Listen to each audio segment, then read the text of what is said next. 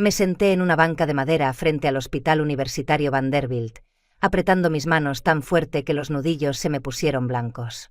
La brisa tibia de primavera traía consigo el aroma dulce de los árboles en flor, y el sol resplandecía sobre la fachada de vidrio del hospital. Pero nada de eso me alcanzaba. Todo ese mundo lleno de vida se sentía distante, como si yo ya no perteneciera a él. Detrás de esas paredes, mi esposo Daniel estaba acostado en una cama de cuidados intensivos, peleando por su vida contra un enemigo que jamás vimos venir. La gente pasaba a mi alrededor con conversaciones triviales, hablando de cenas, de qué sembrar en sus jardines o de cualquier plan cotidiano. Y yo los miraba con un deseo punzante. Ojalá pudiera ser una de esas personas, reírme de cosas simples, caminar sin que el peso del miedo me hundiera el pecho. Pero ya no era esa mujer. Mi mundo se había reducido a un cuarto de hospital, a las máquinas que pitaban sin descanso y al cuerpo cada vez más frágil del hombre que era mi sostén. Daniel siempre había sido incansable. El tipo de hombre que podía pasar 12 horas en su taller construyendo muebles a medida y aún así regresar a casa con energía para cocinarme la cena, preguntarme por mi día y hacerme reír como si nada le pesara. Tenía esa sonrisa particular, ladeada y cálida, que te hacía creer que todo iba a estar bien aunque la vida se viniera abajo. Para mí, él era mi refugio, mi roca firme. Ahora, al verlo desvanecerse, sentía que estaba de pie sobre arenas movedizas. 6 meses atrás pensábamos que teníamos toda una vida por delante. Hablábamos de viajes que aún no podíamos costearnos, de una casa más grande donde quizá criar a los hijos que seguíamos soñando con tener, incluso de adoptar un perro. Hasta que una noche Daniel llegó pálido y agotado. Él se rió, diciendo que solo era cansancio después de un día largo de trabajo. Pero ese cansancio nunca se fue. Se profundizó. Y después llegaron los moretones sin explicación, las noches en que apenas podía respirar.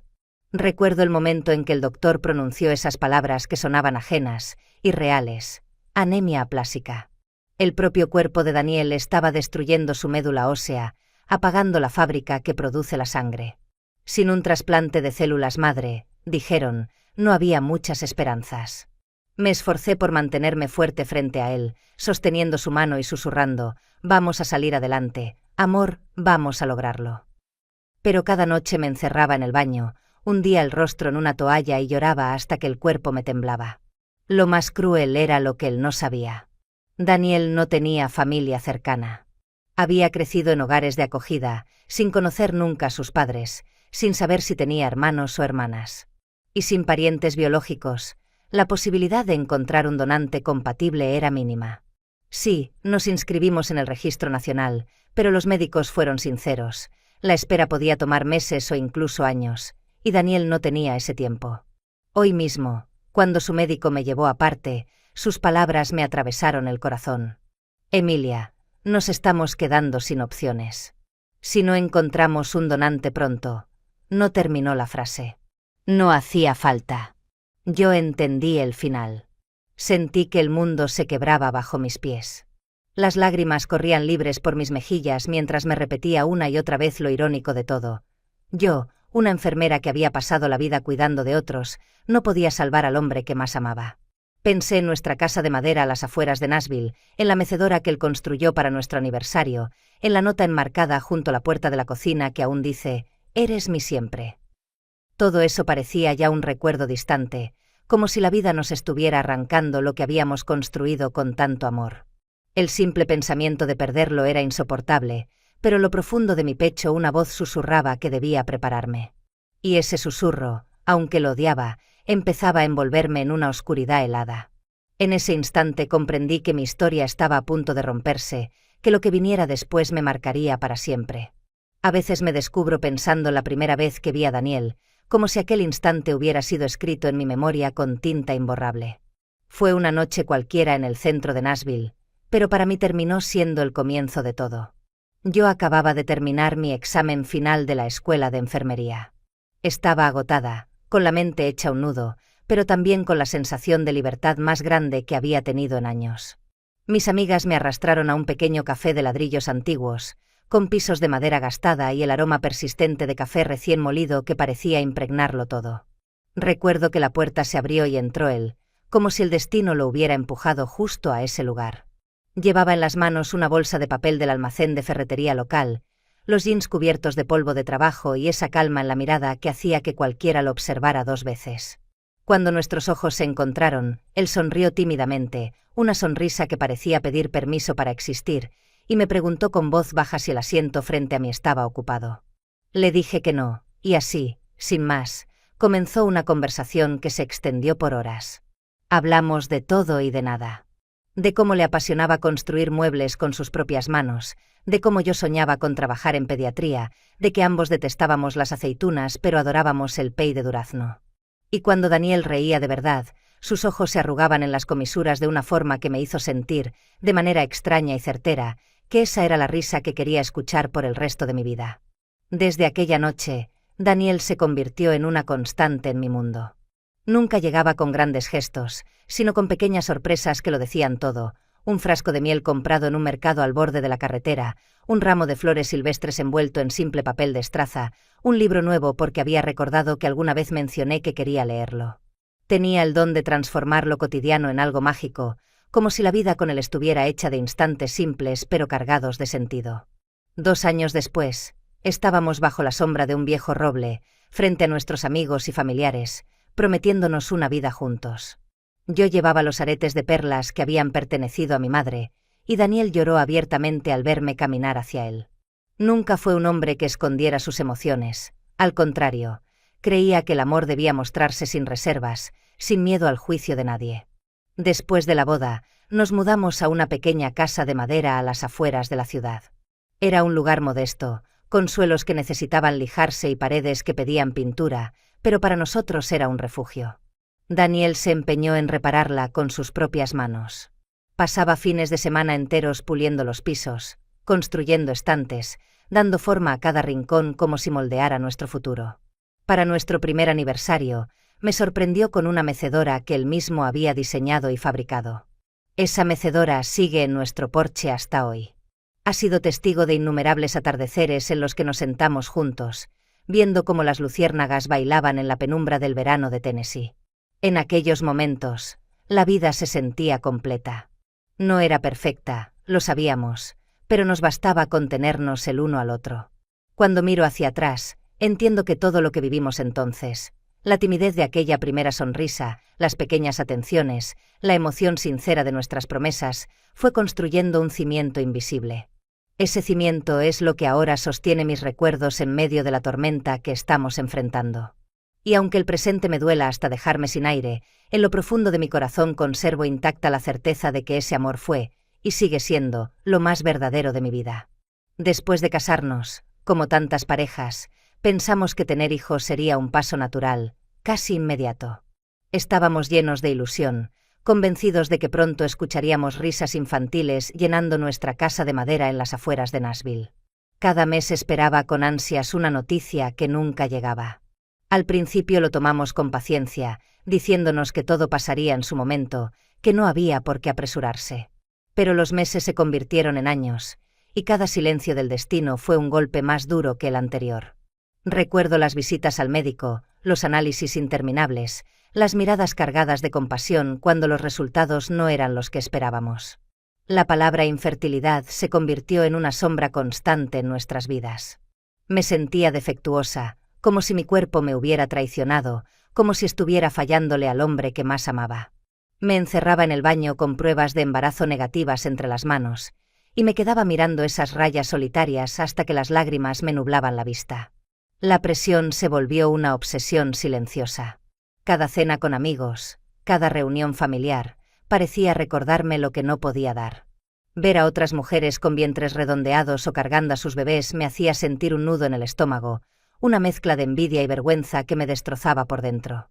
Hubo noches en las que me derrumbé en los brazos de Daniel, pidiéndole perdón entre sollozos, repitiendo una y otra vez: «Tú mereces una esposa que pueda darte una familia». Pero él nunca me permitió hundirme en esa culpa. Me levantaba el rostro suavemente con sus manos firmes y me miraba con esos ojos azules que parecían atravesar cualquier oscuridad. «Emilia, no me casé contigo por los hijos que pudiéramos tener. Me casé contigo por ti. Tú eres mi familia». Y lo decía con tanta certeza que me hacía temblar. Daniel nunca dudó, Nunca me reprochó nada. En lugar de eso, me envolvía con su ternura, como si su amor fuera suficiente para sostenernos a ambos en medio de ese vacío. Intentamos tratamientos, inyecciones hormonales, ciclos de fertilización in vitro. Cada intento fallido era otra grieta en mi espíritu. El primer ciclo fracasó, luego el segundo, y con cada negativa sentía que se me escapaba un poco más la esperanza. Pero Daniel, con una paciencia inquebrantable, seguía a mi lado. Recuerdo una noche en particular, cuando yo lloraba hasta que la cabeza me dolía, y él me susurró: «No importa lo que pase, yo nunca dejaré de elegirte. Siempre eres tú». En un momento incluso habló con entusiasmo de la posibilidad de adoptar. Se imaginaba recogiendo a un niño que necesitara hogar, ofreciéndole el amor que él mismo nunca había tenido en su infancia marcada por hogares de acogida. Lo decía con una chispa en los ojos que me conmovía, porque él sabía mejor que nadie lo que significaba sentirse solo en el mundo. Yo quería compartir ese entusiasmo, y en parte lo hacía, pero en el fondo había una punzada de anhelo imposible. Soñar con ver un hijo con su misma sonrisa torcida, con esos ojos que tanto me habían cautivado desde el primer día. Con el tiempo entendí algo que no vi en ese momento. Esas noches de llanto, esas conversaciones en las que reconstruimos sueños rotos, nos estaban entrenando sin que lo supiéramos. Estábamos aprendiendo a sostenernos el uno al otro cuando la vida se volvía insoportable, a buscar nuevas formas de seguir adelante aún con el corazón hecho pedazos. Lo que entonces parecía una prueba injusta, en realidad nos estaba forjando. Nos estaba preparando para la tormenta real que aún no sabíamos que se acercaba, la que pondría en juego no solo nuestros sueños, sino la vida misma de Daniel. Al principio fueron solo detalles pequeños, casi imperceptibles. Daniel llegaba más temprano del taller, se dejaba caer en el sofá con una sonrisa cansada y me decía que solo había sido un día largo. Yo quería creerle, pero algo en su voz sonaba distinto, como si el peso del mundo se le hubiera colgado de los hombros. Con el paso de las semanas, esa fatiga no se disipó. Al contrario, se volvió una presencia constante. Lo veía palidecer hasta perder el brillo que siempre lo había acompañado, y una noche, mientras se cambiaba de ropa, noté un moretón enorme en su brazo. Cuando le pregunté dónde se había golpeado, me respondió con una risa nerviosa que ni siquiera él recordaba. Luego aparecieron otros, sin razón aparente, manchas moradas que se multiplicaban en su piel como si fueran advertencias silenciosas. La noche que cambió todo fue cuando lo despertó un jadeo brusco. Daniel se incorporó en la cama llevándose la mano al pecho, intentando respirar y sin conseguirlo del todo. Yo, que había pasado años como enfermera, reconocí al instante que aquello no era algo pasajero. Le rogué que fuéramos al hospital. Él, como siempre, intentó restarle importancia, pero la desesperación en mis ojos lo convenció. Nos derivaron a un especialista en hematología y empezaron los análisis interminables. Sangre, médula, pruebas que parecían no tener fin. Los días en la sala de espera se alargaban como siglos. Yo buscaba señales en el rostro de los médicos cada vez que entraban, esperando encontrar un resquicio de alivio. Pero lo que trajeron fue un golpe demoledor. El doctor se sentó frente a nosotros, su expresión demasiado seria para inspirar esperanza. «Daniel, tienes anemia aplásica. Es una enfermedad rara y, en tu caso, bastante severa. Tu médula ósea está dejando de producir células sanguíneas». Sentí que el aire me abandonaba los pulmones. A mi lado, Daniel asintió con la calma que siempre lo caracterizaba y preguntó con voz firme: «¿Qué debemos hacer?». La respuesta fue tan simple como imposible: un trasplante de médula ósea. Sin él, el cuerpo de Daniel no podría producir glóbulos rojos, ni blancos, ni plaquetas suficientes para sostener la vida. El doctor explicó que, en la mayoría de los casos, el donante ideal es un hermano o un pariente cercano. En ese momento, mi corazón se encogió porque ya conocía la verdad. Daniel no tenía a nadie. Creció en hogares de acogida, fue abandonado desde el nacimiento, y nunca supo si tenía familia biológica en alguna parte. Pregunté qué pasaba si no había familiares disponibles, y el doctor habló del Registro Nacional de Donantes. Nos inscribimos de inmediato, aferrándonos a esa posibilidad. Pero la sinceridad del médico fue despiadada: puede tomar meses, incluso años. Y su esposo no dispone de ese tiempo. A partir de entonces, cada día se convirtió en una cuenta regresiva. La enfermedad avanzaba rápido. Las manos fuertes que habían moldeado muebles durante horas ahora temblaban al intentar sostener una taza. El hombre que podía cargar tablas de madera como si no pesaran nada, apenas lograba cruzar la sala sin perder el aliento.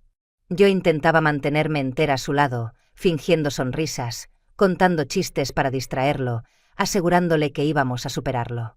Y, fiel a su carácter, él se esforzaba en protegerme aún desde la cama. Bromeaba sobre la comida del hospital, decía que al menos ahora podía probar el look de cabeza rapada cuando el tratamiento comenzó a hacerle perder el cabello. Pero por las noches, cuando pensaba que yo dormía, lo escuchaba murmurar oraciones entrecortadas, pidiéndole fuerza a Dios, no para él, sino para mí. Yo me aferraba a su mano en esas madrugadas, sonriendo aunque las lágrimas me quemaran por dentro. Era una ironía cruel. Había pasado mi vida cuidando enfermos, luchando contra enfermedades, y sin embargo me encontraba completamente impotente frente al dolor del hombre que era mi razón de ser. Por mucho que supiera de medicina, por muchos pacientes que hubiera visto, nada me preparó para enfrentar la posibilidad real de perderlo. En el silencio frío de las salas de hospital, entendí lo que significaba la desesperación. Era un vacío en el pecho, un eco que repetía que lo estaba perdiendo y que nada de lo que hiciera sería suficiente. Y fue en ese abismo donde supe que mi vida estaba por romperse de una manera que jamás podría imaginar. Esa tarde, después de otra conversación devastadora con los médicos, sentí que no me quedaban fuerzas para seguir de pie. Salí del hospital buscando aire, cualquier cosa que me ayudara a no derrumbarme frente a Daniel. Crucé el vestíbulo, con su olor a desinfectante y su luz blanca implacable, y llegué al patio interior. Me senté en un rincón, las manos temblando, y dejé que las lágrimas corrieran sin control. El mundo a mi alrededor parecía moverse en cámara lenta. Los visitantes charlaban, los niños corrían detrás de una pelota, una enfermera encendía un cigarrillo a la distancia. Y yo me sentía atrapada en una burbuja de dolor que nadie más podía ver. Tapé mi rostro con ambas manos, intentando contener los sollozos, cuando de pronto una conversación cercana se filtró entre mis lágrimas. Eran dos empleados del hospital, probablemente en su pausa, hablando sin darse cuenta de que yo los escuchaba. Uno de ellos dijo con voz despreocupada: «¿Viste al tipo de la UCI, Carter? Es idéntico a un hombre que vive en Pine Hollow. Te juro que parecen la misma persona». Me quedé helada. Mis lágrimas se cortaron de golpe, como si esas palabras hubieran atravesado el aire para clavarse en mí. Pine Hollow, un pequeño pueblo en las montañas, a un par de horas de Nashville. Lo había visitado una vez durante mis años de estudiante, en un programa de salud comunitaria. Era un lugar sencillo, de calles tranquilas y gente que saludaba a desconocidos. ¿Qué posibilidades había de que alguien en ese pueblo se pareciera tanto a Daniel?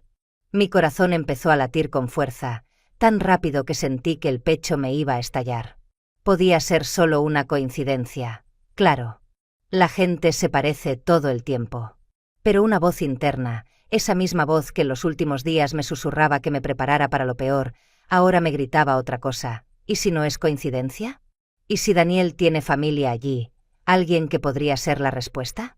Me quedé inmóvil, escuchando el eco de esas frases. Se parece a un hombre en Pine Hollow. Cerré los ojos y recordé todas las veces que Daniel me habló de su infancia en hogares de acogida, de las noches en que se preguntaba si habría alguien en el mundo con sus mismos ojos, con su misma sonrisa torcida. Siempre desechaba esas preguntas con un suspiro, como si no mereciera buscar respuestas. Pero ahora esas respuestas podían significar la diferencia entre la vida y la muerte. La lógica me advertía que no debía aferrarme a una esperanza tan frágil. Podría ser nada. Podría viajar hasta allí, tocar puertas y encontrarme solo con decepción. Pero al mismo tiempo, la idea de quedarme quieta, viendo a Daniel debilitarse día tras día sin intentar absolutamente todo, me parecía insoportable. Me limpié las lágrimas con la manga, respiré hondo y me puse de pie. Por primera vez en semanas, sentí que algo dentro de mí cambiaba. No era fuerza todavía, ni mucho menos certeza. Era apenas un destello de esperanza, tembloroso pero real. Y me aferré a él como quien se agarra a una cuerda en medio de un naufragio. Aquella noche, mientras me sentaba al lado de la cama de Daniel y escuchaba el zumbido constante de las máquinas, le acaricié la mano y le susurré muy bajo: «Voy a arreglar esto, Dani, no me importa lo que tenga que hacer». No le conté lo que había escuchado. No quería darle una ilusión que tal vez se rompiera al día siguiente. Pero dentro de mí ya estaba tomada la decisión. No me quedaría cruzada de brazos. Si en Pine Hollow había siquiera una mínima posibilidad, yo iba a encontrarla. A la mañana siguiente presenté una solicitud de permiso de emergencia en el hospital donde trabajaba. Mi jefa, que conocía la situación de Daniel, apenas me hizo preguntas.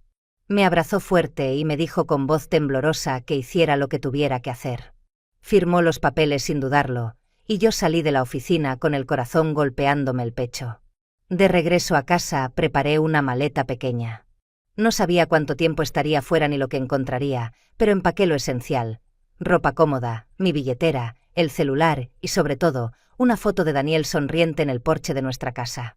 Era la única guía que tenía para encontrar a alguien que, supuestamente, se parecía a él. Me quedé unos minutos en silencio frente a la cama de mi esposo. Daniel dormía profundamente, su rostro pálido iluminado por la tenue luz del monitor. Me incliné, besé su frente y susurré: «Descansa, amor. Voy a regresar pronto, lo prometo». El camino hacia Pine Hollow fue un trayecto extraño, como si manejara entre dos mundos. Al salir de Nashville, la autopista se extendía amplia, con el ruido de la ciudad aún detrás de mí. Pero poco a poco el asfalto fue dando paso a carreteras más angostas, bordeadas por campos verdes salpicados de flores silvestres que anunciaban la primavera. El aire parecía más limpio, el cielo más abierto, y cada milla recorrida aumentaba la mezcla de miedo y esperanza que llevaba dentro. Mis manos sudaban sobre el volante. Imaginaba una y otra vez el posible desenlace, y si no encontraba a nadie, y si resultaba ser solo una coincidencia cruel, o peor aún, si encontraba a esa persona y me cerraba la puerta en la cara. El pensamiento me oprimía el pecho, pero entonces miraba la foto de Daniel sobre el asiento del copiloto y recordaba por qué estaba allí. Después de casi 2 horas, crucé un puente de madera que marcaba la entrada al pueblo. Un cartel oxidado daba la bienvenida a Pine Hollow. El lugar era tal como lo recordaba de mi visita años atrás: calles tranquilas, casas de madera con porches amplios, niños en bicicletas recorriendo los caminos polvorientos. Era un pueblo detenido en el tiempo, donde los desconocidos aún se saludaban con un gesto de la mano. Estacioné frente a la pequeña tienda general y entré con paso inseguro. El interior olía a café viejo y madera. Detrás del mostrador había un hombre de unos 50 años, con ojos amables. Tragué saliva, saqué mi celular y le mostré la foto de Daniel. «Disculpe, estoy buscando a alguien. Me dijeron que se parece mucho a mi esposo». «¿Lo reconoce?». El hombre se quedó mirando la pantalla unos segundos. Sus ojos se abrieron con sorpresa y me dijo: «Sí, claro que lo reconozco. Usted debe estar hablando de Lucas Martínez. Vive cerca de los campos de maíz, en el camino del condado número 6. Y sí, se parecen muchísimo». Sentí que las piernas me temblaban. Mi corazón dio un salto que casi me dejó sin aire. Agradecí al hombre con un hilo de voz, apunté las indicaciones y regresé a mi coche. El trayecto hasta la dirección señalada fue breve, pero se me hizo eterno. La carretera estaba llena de baches, flanqueada por pinos altos y campos abiertos donde el viento silbaba como un presagio. Finalmente vi el buzón con el apellido Martínez pintado en letras descoloridas. Frente a mí se alzaba una casa de madera envejecida, con un columpio oxidado que crujía con la brisa y surcos de neumáticos marcando la tierra húmeda. Me quedé dentro del coche unos segundos, respirando hondo, con las manos clavadas en el volante. Tenía miedo de estar a punto de cometer un error enorme.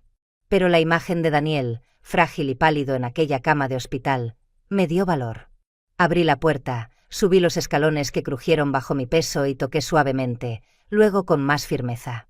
La puerta se entreabrió y apareció un hombre alto, de hombros anchos y cabello rubio oscuro que caía desordenado sobre su frente. Alzó la mirada y lo vi, los mismos ojos azules, intensos y familiares, que tantas veces me habían dado fuerza en medio de la oscuridad. Me quedé sin aliento. El mundo pareció detenerse. Frente a mí estaba un desconocido, y al mismo tiempo, un reflejo vivo de mi esposo. El hombre me observó con desconfianza al abrir la puerta. Su voz era grave, áspera por el hábito de no recibir visitas. «¿Puedo ayudarla en algo?», preguntó mientras se apoyaba en el marco. Yo respiré hondo, Saqué mi celular y le mostré la foto de Daniel acostado en el porche de nuestra casa, con esa sonrisa ladeada que siempre me conmovía. Este es mi esposo, se llama Daniel Cruz. Me dijeron que usted se parece mucho a él. El desconocido frunció el ceño y tomó el teléfono con manos temblorosas. Durante unos segundos que se me hicieron eternos, estudió la imagen en silencio. Vi cómo la dureza de su mirada se transformaba poco a poco en incredulidad, luego en una especie de dolor contenido. Murmuró casi para sí mismo: «Maldita sea». Finalmente levantó los ojos hacia mí y dijo: «Soy Lucas Martínez. Pase, por favor». Entré con el corazón latiendo a un ritmo frenético. El interior de la casa era humilde, piso de madera gastada, muebles viejos y el aroma mezclado de café y aceite de motor. Me senté en la silla que me indicó, mientras él permanecía frente a mí, aún con la foto en la mano. «¿Dice que este hombre es su esposo?», preguntó. Yo asentí, sintiendo un nudo en la garganta. «Está en el hospital. Muy enfermo. Los médicos dicen que necesita un trasplante de médula, y no tiene familia. Pero yo escuché hablar de usted y pensé que tal vez». Mi voz se quebró antes de terminar. Las lágrimas me ardían en los ojos. Lucas bajó la mirada, se frotó la frente con la palma como si tratara de ordenar una avalancha de recuerdos. «Nuestra madre», empezó con voz áspera, «no era precisamente una madre. Tuvo varios hijos, con distintos hombres. Yo era muy pequeño, pero recuerdo que un día llegó al hospital y tuvo otro bebé. Un niño. Dijo que no pensaba quedarse con él. Firmó unos papeles y lo dejó allí. Yo no podía hacer nada. Solo era un niño. Pero nunca lo olvidé. Siempre me pregunté qué había sido de ese bebé». Mis lágrimas ya corrían sin control. Casi no podía respirar al escuchar esas palabras. Daniel. Daniel siempre se preguntó si tenía a alguien, en algún lugar.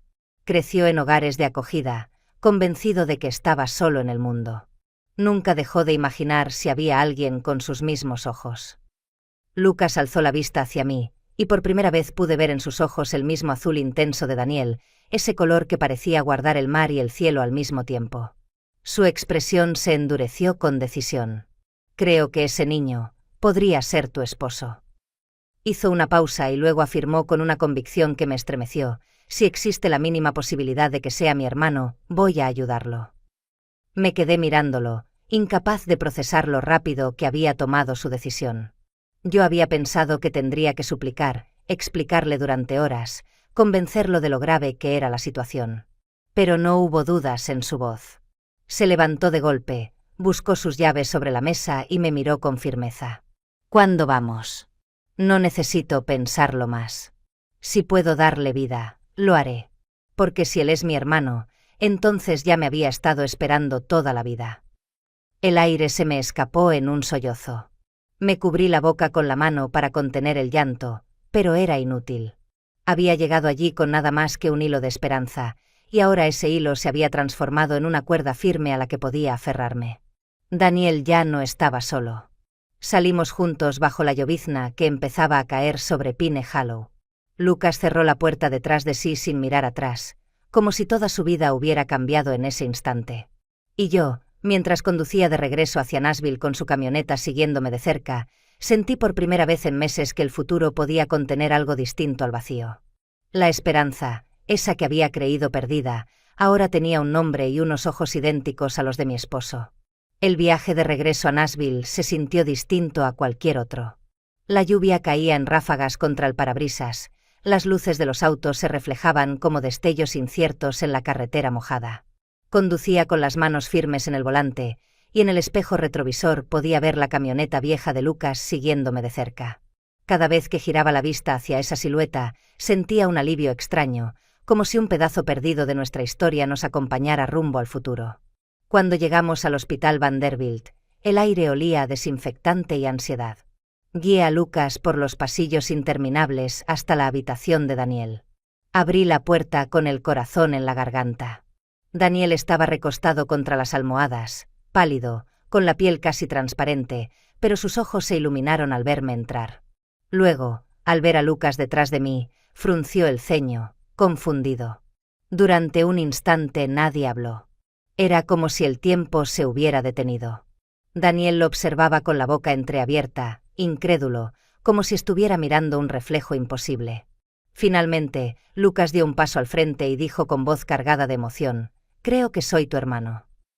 Las lágrimas brotaron de los ojos de Daniel de inmediato. Extendió una mano temblorosa, y Lucas se inclinó para tomarla con firmeza. «Mi hermano», murmuró Daniel, la voz apenas un susurro quebrado.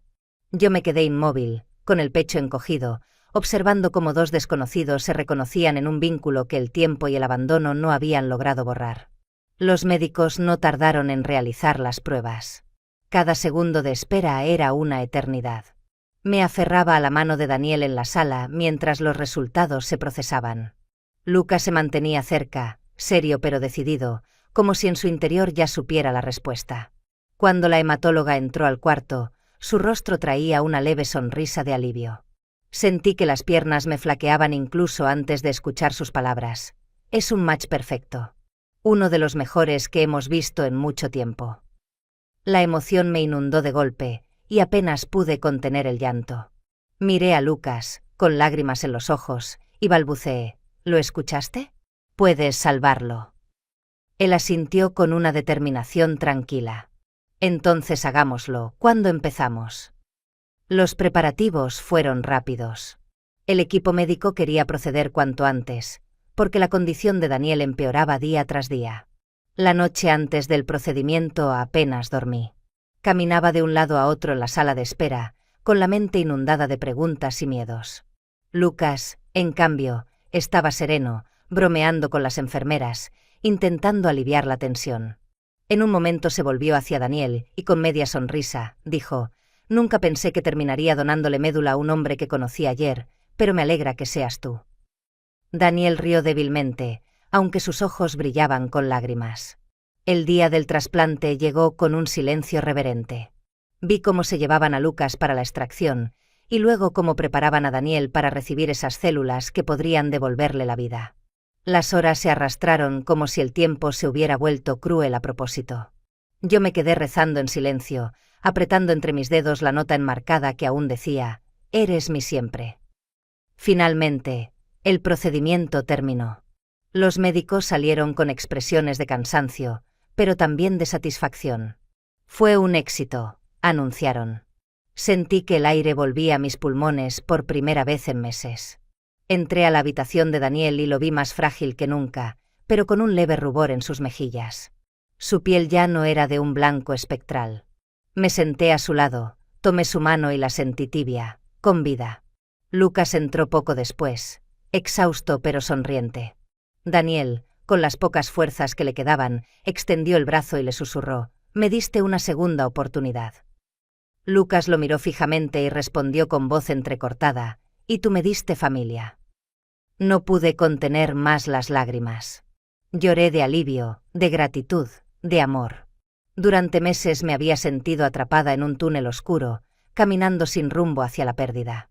Pero en ese momento, al ver a mi esposo y a su hermano recién encontrado unidos por algo más fuerte que la sangre, entendí que la esperanza había vuelto a ser real. Por primera vez en mucho tiempo, sentí que el suelo bajo mis pies dejaba de desmoronarse. Teníamos un camino incierto por delante, sí, pero ahora estaba pavimentado con algo sólido: la promesa de una vida renovada, la certeza de que Daniel no estaba solo y de que juntos, de alguna manera, íbamos a salir adelante. Los días posteriores al trasplante se convirtieron en un nuevo amanecer. Al principio todo era frágil, lleno de controles médicos, de largas esperas y de incertidumbre. Pero poco a poco empecé a notar señales diminutas que me devolvían la vida. El color volvía a las mejillas de Daniel, sus manos ya no temblaban con cada movimiento, y la chispa en sus ojos reaparecía como una luz que nunca pensé volver a ver. Recuerdo la primera vez que lo vi reír después de semanas de silencio. Estábamos en el jardín del hospital, y una hoja seca cayó sobre su cabeza. Lucas la recogió y fingió coronarlo como rey del otoño. Daniel soltó una carcajada débil, pero auténtica, y yo tuve que cubrirme el rostro con las manos porque las lágrimas me inundaron de golpe.